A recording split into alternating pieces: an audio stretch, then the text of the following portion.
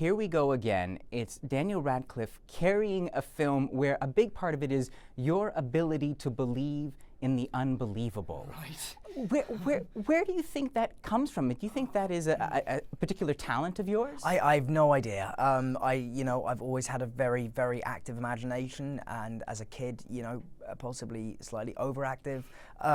Maybe it comes from that. I have no idea, but I certainly do. For somebody who doesn't believe in any of this ghosts, magic, any of that kind of stuff, I do seem to be getting myself involved with a lot of supernatural projects. And you didn't worry that in some ways that's kind of going over old territory? Here's another movie with, the supernatural, the things that don't quite exist, and we're watching really. Radcliffe scared and panicky. I mean, I didn't really think of it that way. I mean, it's sort of, the comparison I would draw is that, if the ghosts in Woman in Black are like the ghosts in Harry Potter, then the elves in Harry Potter are like the elves in Lord of the Rings. Right. They're worlds apart. It's Dobby and Liv Tyler. So it's not. That wasn't something that particularly concerned me. I also thought that because the film was so much darker than Potter, and really a whole, it's a bleaker tone of film, and everything about it is very different. So it wasn't too much of a concern. But do you consciously think about trying to distance yourself from Harry Potter?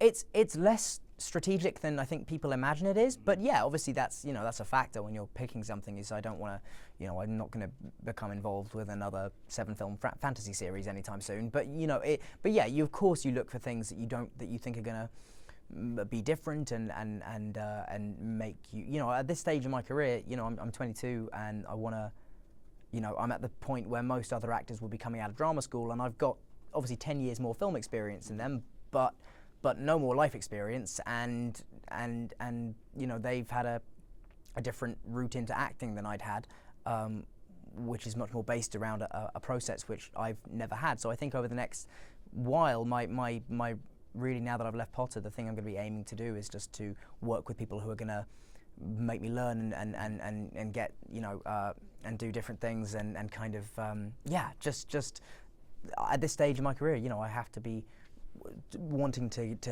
get better and learn and be pushed all the time. How do you think that you've evolved as an actor now that you've got the theater under your belt, now that you have Women in Black? How do you see your acting evolve from a couple of years ago in Potter world to today? I mean, I think I've got a little more confident, in terms of I've got, the stage always really helps me. We shot Woman in Black before I did How to Succeed, but I think it's going to be interesting the next time, because one of the things that I learnt really was a really strong lesson that I took away from How to Succeed was about letting your own natural kind of oddness just shine through, and that the more you try to mask that, the more obvious it is that you are masking something. So I think that's going to be one of the things that over the next couple of years I really am working on, just kind of letting whatever weird things happen in my body or mind just come out into the character, and try to not worry about it so much. Now, you had the chance to work with some amazing acting legends, Gary Oldman and many others. What have they told you? What kind of advice have you heard in terms of making that turn, making that transition? Well, it's interesting because none of them really have been in this position of coming out of a big franchise and doing. But I think the overriding thing that you learn just from watching all the people around you is just how how the best among them never feel that they're complete as an actor, and never feel they should stop learning, and always are trying to get better. That's that's very inspirational when you see it in an actor like Gary, or like Alan Rickman or David Thewlis or somebody like that. I don't know, they didn't ever really deign to give advice. I mean, Alan Rickman is somebody who normally when you talk to people at acting, the conversation can become very pretentious very quickly, but Alan is just very, very practical, and it's one of the great treats actually, is hearing him talk about acting is a wonderful thing. So what has Alan told you? I mean, I don't want to say anything because it'll just come out of my mouth and it'll sound crap. But out of his, it sounded brilliant and profound and insightful, but also totally practical.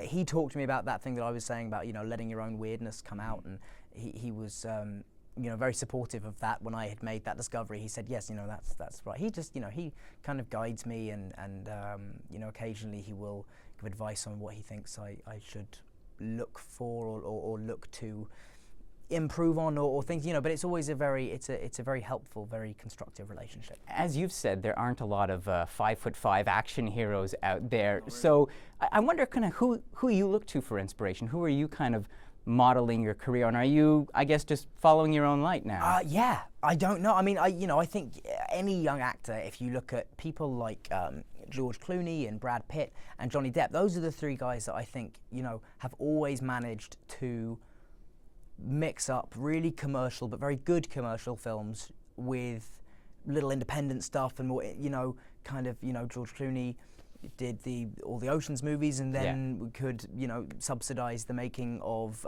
Good Night and Good Luck or something like that. You know, I think having that mix is what is of high quality commercial films and really good indie stuff. I think that's what any actor sort of aspires to. And like Clooney, you've said that directing is something you'd consider? Absolutely, I would love to direct.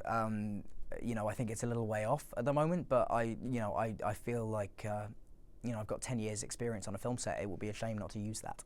Now, the next project you're coming up to, you're playing Allen Ginsberg? Yes. Yeah. So you just did theater, How to Succeed in Business. Now, Ginsberg, are you basically trying to get away from the British stuff for a while, or is just because you're living in New York? I wonder what the, you know, is this? I live in London, by the way. Okay. No, I was there all of last year, obviously for the show. But no, I don't know. In fact, I've never filmed in America before.